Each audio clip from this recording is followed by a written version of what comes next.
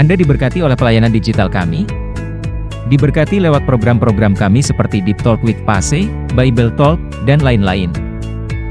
Kemudian ingin lebih dalam lagi belajar tentang kebenaran? Jadilah membership The Warriors Digital Ministry.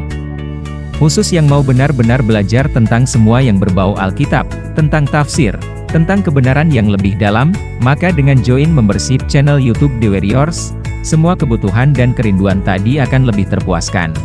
Caranya mudah. Pertama, klik dan buka channel The Warriors. Kemudian kedua, klik tombol join yang berada di sebelah tombol subscribe. Lalu jika sudah klik tombol join maka akan masuk ke halaman ini di mana Bapak Ibu bisa memilih ada dua level membership. Yang pertama The Warriors Family yang berisikan program-program pembahasan rutin seperti Living in Wisdom.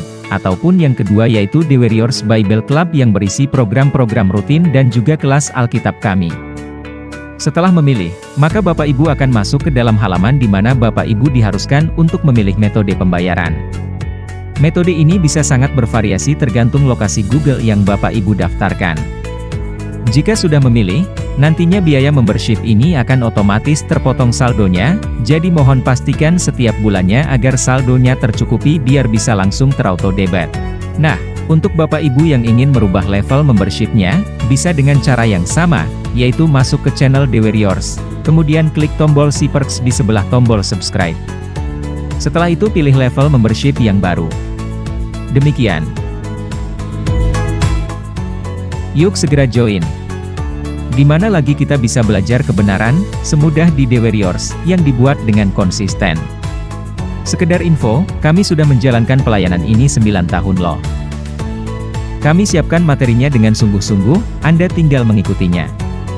Di mana saja, kapan saja, selama sinyal HP dan Wi-Fi ada, juga selama pulsa internet tersedia. Jadilah orang Kristen yang bijak di akhir zaman bersama The Warriors Digital Ministry.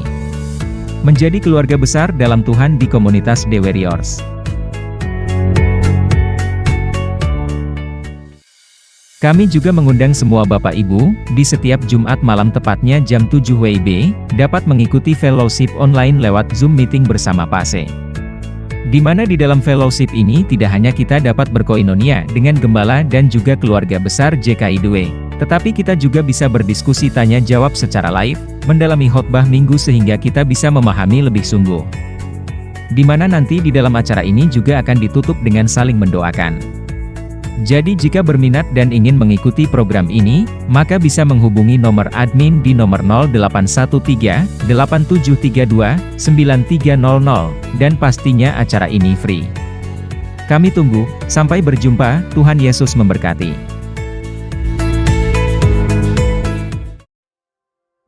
Shalom, senang kembali dalam program Deep Talk with Pase. Kita melanjutkan pada usaha kitab kita pada episode kali ini ya, Yeremia pasal 42 ya. Dan sebelum kita mulai, saya mengajak kita semua satu hati kita doa. Makasih Tuhan buat hari ini, buat segalanya, buat anugerah Tuhan, buat segala kebaikan yang kami sudah terima. Berharap sungguh sepanjang hari ini kami bisa menyenangkan Tuhan. Dan pelengkapi kami hari ini dengan hikmat rema dari Tuhan, sehingga tadarusan kami ini menjadi bekal kami, menjadi manusia yang bisa hidup di masa depan, menjadi manusia yang lebih baik lagi di mata Tuhan, dan hidup lebih menyenangkan hati Tuhan. Jangan satupun kami yang kau lalui, kami siap diberkati. Haleluya. Bapak Ibu siapkan Alkitab kita masing-masingnya. Kita akan coba buka, siapkan Yeremia pasal 42.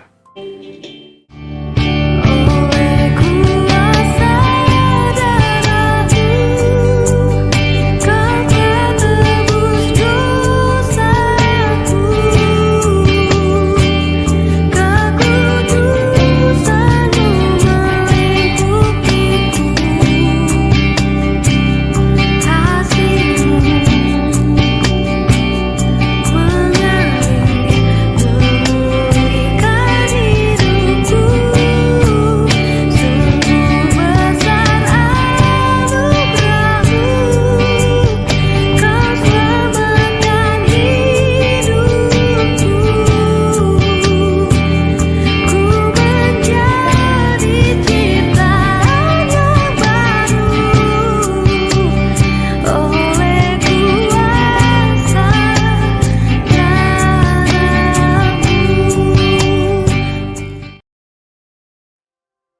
Ya, Yeremia pasal 42 perikopnya diberi judul Yeremia memperingati supaya jangan mengungsi ke Mesir. Bersama saya ya, ayat 1.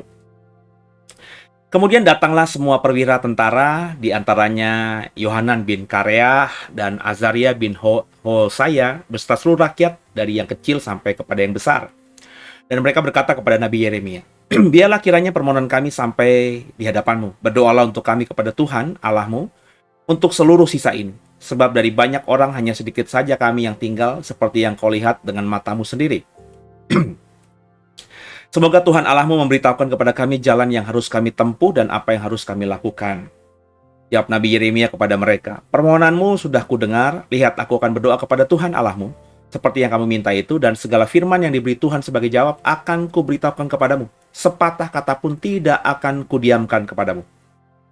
Berkatalah mereka kepada Yeremia, biarlah Tuhan menjadi saksi yang benar dan yang dapat dipercaya terhadap kami, jika kami tidak berbuat seluruh segala firman yang disuruh Tuhan Allahmu, kau sampaikan kepada kami, maupun baik ataupun buruk, kami akan mendengarkan suara Tuhan Allah kita, yang kepadanya kami mengutus engkau, supaya keadaan kami baik, dan oleh karena kami mendengarkan suara Tuhan Allah kita. Ayat 7 ya. Sesudah 10 hari datanglah firman Tuhan kepada Yeremia. Lalu Yeremia memanggil Yohanan bin Kareah dan semua perwira tentara yang ada bersama-sama dengan dia, dan seluruh rakyat dari yang kecil sampai kepada yang besar. Berkatalah ia kepada mereka, beginilah firman Tuhan, Allah Israel yang kepadanya kamu telah mengutus aku untuk menyampaikan permohonanmu ke hadapannya. Jika kamu tinggal tetap di negeri ini, maka aku akan membangun dan tidak akan meruntuhkan kamu, akan membuat kamu tumbuh dan tidak akan mencabut kamu, sebab aku menyesal telah mendatangkan malapetaka kepadamu. Janganlah takut kepada Raja Babel yang kamu takuti itu. Janganlah takut kepadanya. Demikianlah firman Tuhan. Sebab aku menyertai kamu untuk menyelamatkan kamu dan untuk melepaskan kamu dari tangannya. Aku akan membuat kamu mendapat belas kasihan, sehingga ia merasa belas kasihan kepada kamu dan membiarkan kamu tinggal di tanahmu. Tapi jika kamu tidak mau mendengarkan suara Tuhan Allahmu dengan mengatakan, kami tidak mau tinggal di negeri ini, sebab pikirmu tidak, kami mau pergi ke negeri Mesir, di mana kami tidak akan mengalami pertempuran, tidak akan mendengar bunyi sangkakala, dan tidak akan menderita kelaparan. Di sanalah kami akan tinggal. Maka dengarkanlah sekarang firman Allah, hai sisa Yehuda. Beginilah firman Tuhan semesta alam, Allah Israel. Jika kamu sungguh-sungguh berniat hendak pergi ke Mesir dan memang kamu pergi dan tinggal sebagai orang asing di sana, maka pedang yang kamu takuti itu akan menimpa kamu di negeri Mesir, dan kelaparan yang kamu kentarkan itu tidak putus-putusnya mengejar-ngejar kamu di Mesir sampai kamu mati di sana. Semua orang yang berniat hendak pergi ke Mesir untuk tinggal sebagai orang asing di sana akan mati oleh pedang, kelaparan, penyakit sampar. Seorang pun dari mereka tidak ada yang terlepas atau terluput dari malapetaka yang kudatangkan atas mereka. Ayat 18. Sungguh, beginilah firman Tuhan semesta alam, Allah Israel. Seperti tercurahnya murkaku dan kehangatan amarahku ke atas penduduk Yerusalem, demikianlah akan tercurah kehangatan amarahku ke atas kamu. Apabila kamu pergi ke Mesir, kamu akan menjadi kutuk, kengerian, kutukan, dan aib. Kamu tidak akan melihat tempat ini lagi. Tuhan telah berfirman kepadamu, hai sisa Yehuda, janganlah pergi ke Mesir. Camkanlah sungguh-sungguh bahwa aku memperingatkan kamu pada hari ini. Kamu telah menipu dirimu dan membahayakan nyawamu, ketika kamu mengutus aku kepada Tuhan Allahmu dengan berkata, berdoalah untuk kami kepada Tuhan Allah kita, dan beritahukanlah dengan tepat kepada kami apa yang difirmankan Tuhan Allah kita, supaya kami melakukannya. Tapi sekalipun aku memberitahukannya kepadamu pada hari ini, kamu tidak mendengarkan suara Tuhan Allahmu, yaitu tidak menuruti segala sesuatu yang disuruhnya kusampaikan kepadamu. Oleh sebab itu, camkanlah sungguh-sungguh bahwa kamu akan mati karena pedang, kelaparan, dan penyakit sampar di tempat yang kamu rindukan untuk tinggal sebagai orang asing di sana. Haleluya, terpujilah nama Tuhan. Nah, Bapak Ibu biji mata Tuhan, apa yang kita baca di pasal 42 ini? Ada pergeseran lagi nih, ya. Kalau kita baca di pasal-pasal sebelumnya, Tuhan tuh kan berniat menghukum Israel karena Israel sudah melakukan dosa yang paling keji lah. Ya, sudah saya sampaikan di tadarusan sebelumnya, dalam khotbah hari Minggu kemarin pun, Bapak Ibu yang dengarkan khotbah saya temanya damai sejahtera versus celaka, Bapak Ibu yang belum mendengarkan, dengarkan khotbah itu. Ya, saya sudah sampaikan panjang lebar di sana. Bahwa Tuhan membuang mereka 70 tahun ke Babel, dan yang tertinggal itu akan mati oleh pedang, kata Tuhan. Tapi rupanya berjalannya waktu, apa yang Tuhan sudah putuskan itu Tuhan sesali. Dalam artian ya Tuhan menyesali, karena biar bagaimanapun Israel adalah anaknya. Ya, Bapa mana yang sudah menghukum anaknya terus tidak menyesal gitu. Tapi sebagai bapa yang firm, hukuman harus tetap dijalankan, tapi tetap ada penyesalan gitu. Ya, kalau bapak ibu orang tua punya anak, tahulah ya. Saya pernah kali dua kali menghukum anak saya, dan ketika saya menghukum dia, ya ada penyesalan. Meskipun logika saya berkata, tidak harus kulakukan itu, sebab biar dia tahu itu salah dan tidak mengulanginya di masa depan. Ya, tapi tetap saja ketika saya lakukan, saya menyesal sudah melakukan atau menghukum anak saya. Nah, Bapak Ibu yang orang tua pastinya pernah lah mengalami momen-momen hidup seperti ini. Dan di pasal 42 Tuhan menyesal, sehingga Tuhan berkata kepada sisa Yehuda yang tidak dibuang ke Babel, Yehonya dan semua perwiranya, panglimanya, dan sisa rakyat dari kecil sampai besar yang menghadap kepada Yeremia, Tuhan sudah berubah tuh. Ya. Kalau Tuhan bilang yang di Babel ya biarin aja di Babel sampai 70 tahun, carikan istri buat laki-laki, anak laki-lakimu, carikan suami buat anak-anak perempuanmu, bertambah banyaklah di Babel, kurang lebih ya udah lo dihidup aja di Babel lah selama 70 tahun. Ya.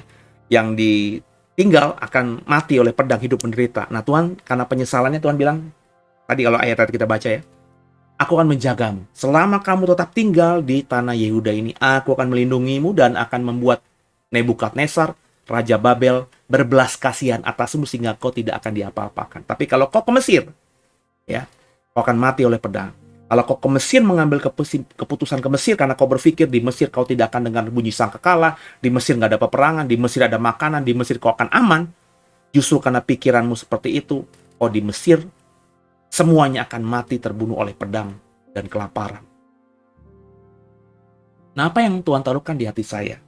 Kembali dengan masih sifatnya konsisten dengan apa yang Tuhan taruhkan kepada saya yang saya bagikan di episode kemarin.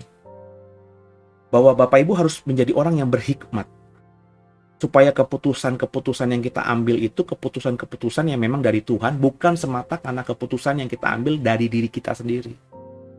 Kalau Bapak Ibu mengambil keputusan yang dari dirimu sendiri, ya, kau tidak berjaga-jaga, kau tidak libatkan Tuhan, ya akhirnya seperti Yehuda yang akhirnya nantinya memang ke Mesir dan mati semua di sana.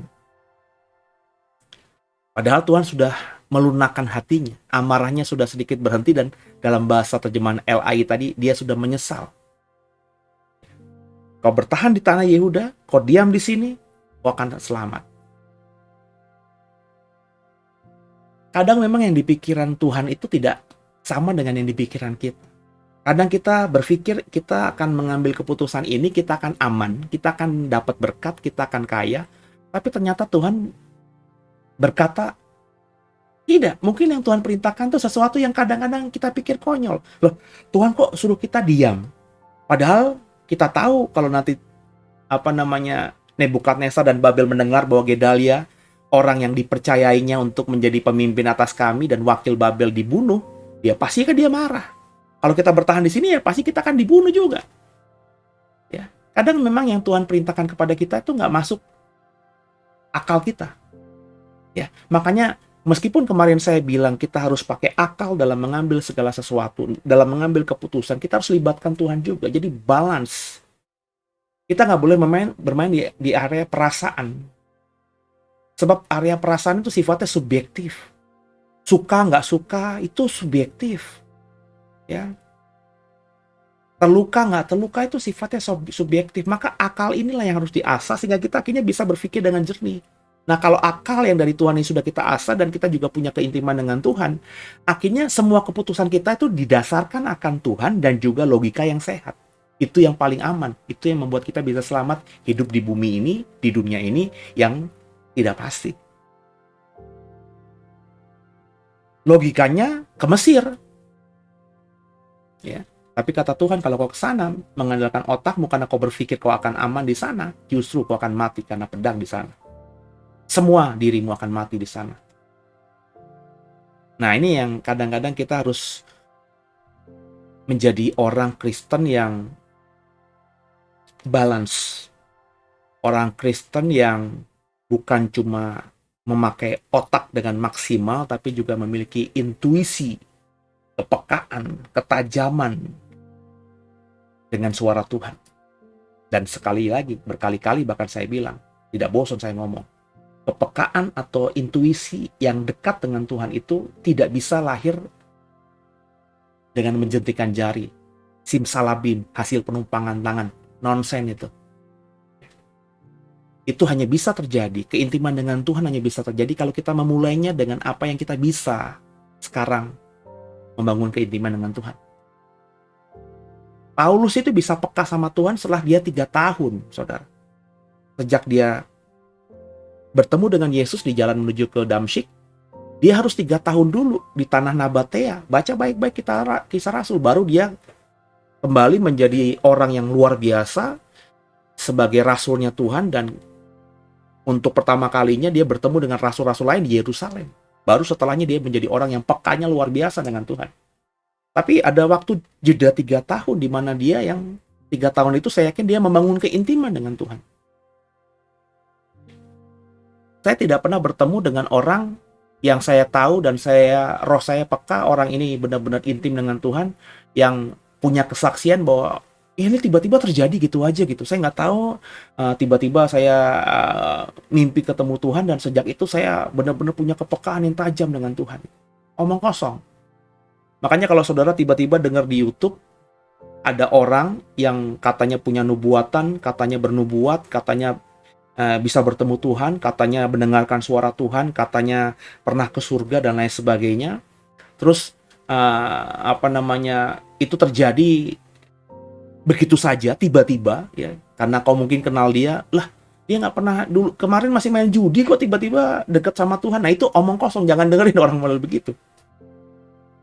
Orang yang saya tahu memiliki keintiman dengan Tuhan itu dari sejarah, dari literatur, dari juga beberapa orang yang saya sangat percaya memang memiliki keintiman dengan Tuhan itu, dari kesaksian mereka semuanya itu butuh proses panjang.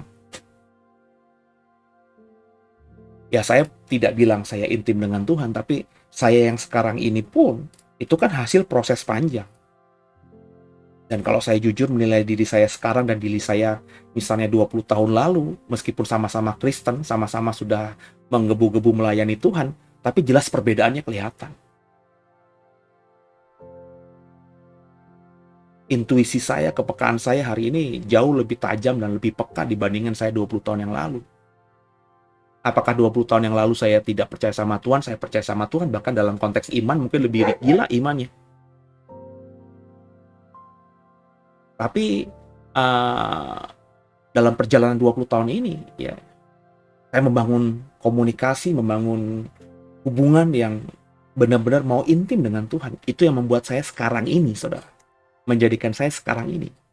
Ya kan saya bilang sama saudara, saya ketemu sama orang, ya, ajak orang itu ngomong beberapa menit, saya sudah bisa tahu orang ini bagaimana kurang lebih. Intuisi seperti itu nggak bisa didapatkan dari buku-buku, dari ilmu pengetahuan, ya. Tapi roh yang dari Tuhan yang ada dalam diri saya, Roh Kudus, itulah yang membuat saya tahu, paham terhadap orang-orang yang sedang saya bicara. Orang ini benar, orang ini nggak benar. Nah, dalam konteks Yeremia 42 di mana kita tadarusan hari ini, malam hari ini, siang hari ini, tergantung saudara kapan nontonnya, kapan mengikutinya, mengajarkan kita bahwa jangan mengambil keputusan sesuatu apapun itu mengandalkan diri kita, mengandalkan hebatnya kita. Sebab kalau kita semata-mata mengandalkan hebatnya kita, kitanya yang hitung-hitungan, kitanya yang menilai dengan benar, ya, menilai dengan utuh gitu tanpa melibatkan Tuhan, ya kita bisa kilaf. Meskipun itu lebih bagus daripada sekedar hanya main perasaan. Ya. Banyak orang jatuh cinta sama seseorang, akhirnya mau menikah, itu karena perasaan. Tapi kalau ada orang, anak muda Kristen mau menikah, terus minta saya yang memberkati, saya akan bawa dalam konseling. Dan dalam konseling itu, saya bisa menimbang, saya bisa melihat, saya bisa menilai keputusan yang mereka ambil untuk menikah itu keputusan yang rasional bagi mereka masing-masing, atau sesuatu masih bicara soal perasaan. Kalau mereka dari pertanyaan-pertanyaan yang saya susun dan saya dapat jawabannya itu adalah sesuatu yang mereka benar-benar matang karena bukan cuma perasaan, tapi mereka juga sudah mengambil keputusan dengan logika yang sehat, maka saya akan bilang, oke, kita berdoa sekarang, minta Tuhan campur tangan sehingga pernikahan kalian nanti diberkati Tuhan.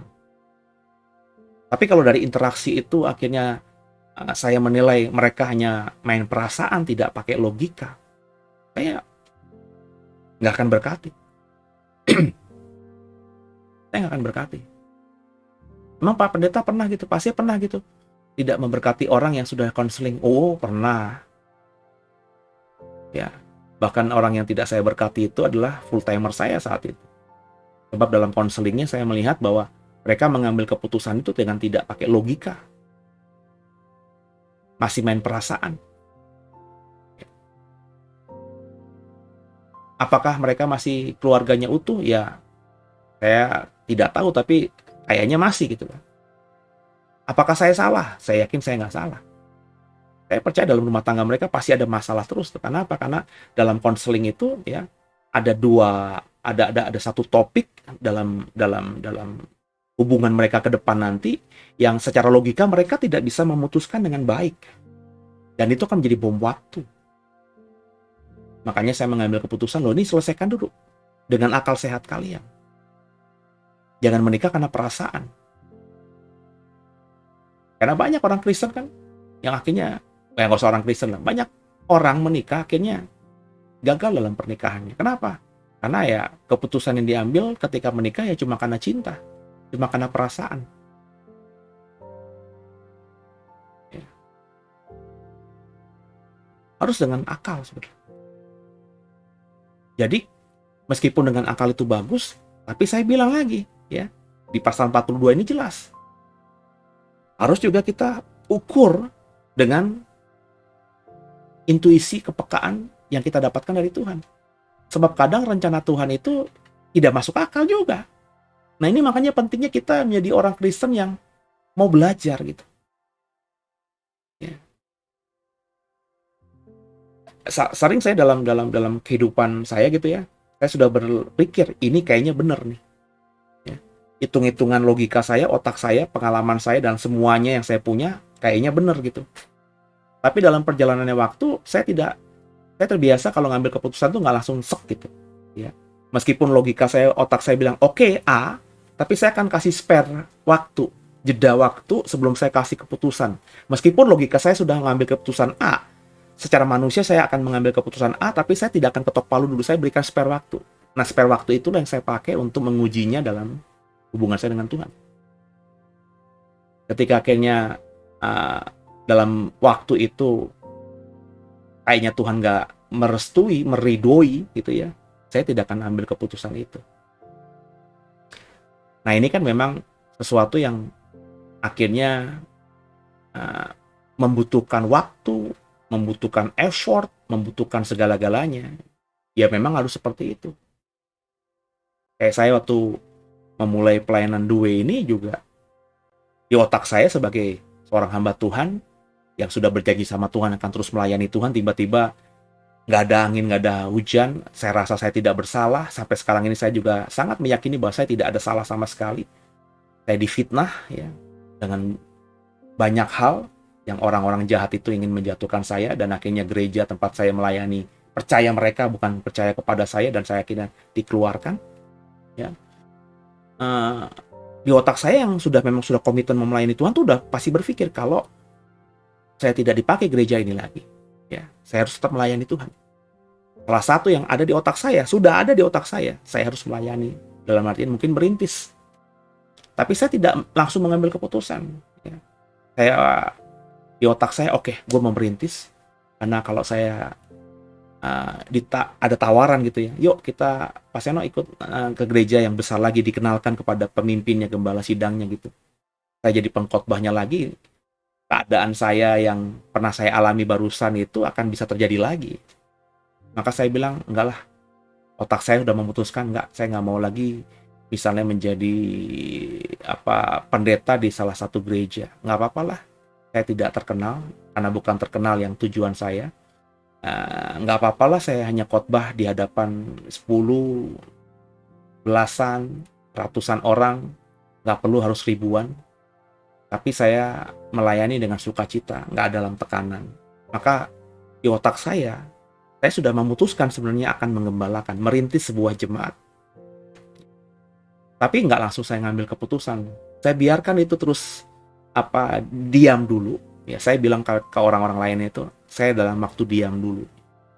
Saya ada komitmen 3 bulan berdiam, dan itu yang saya lakukan. Tapi saya terus menguji, benar nggak Tuhan? Kalau benar Tuhan kasih tanda dan sebagainya. Sebenarnya otak saya udah oke, mengembalakan, tapi saya tidak langsung mengembalakan. Saya biarkan intuisi kepekaan saya dengan Tuhan itu yang akhirnya nanti memutuskan saya memang harus mengembalakan apa tidak. Butuh waktu. Banyak orang menunggu-nunggu. Ya kan? Kenapa sih?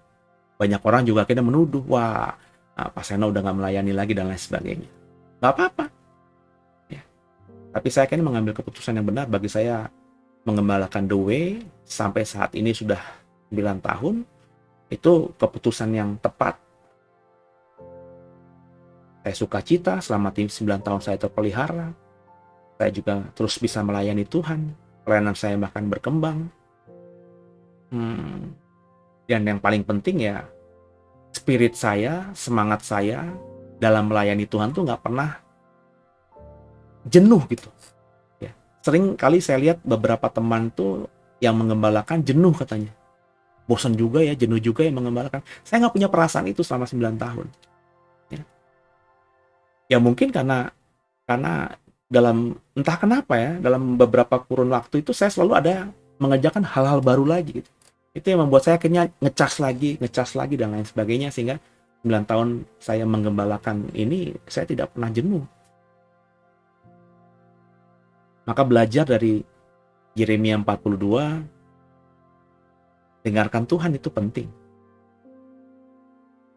Ya. Memakai otak, logika untuk memutuskan sesuatu itu penting. Buat mendengarkan Tuhan, tapi mendengarkan Tuhan itu jauh lebih penting. Semoga diberkati. Tuhan Yesus memberkati. Ya.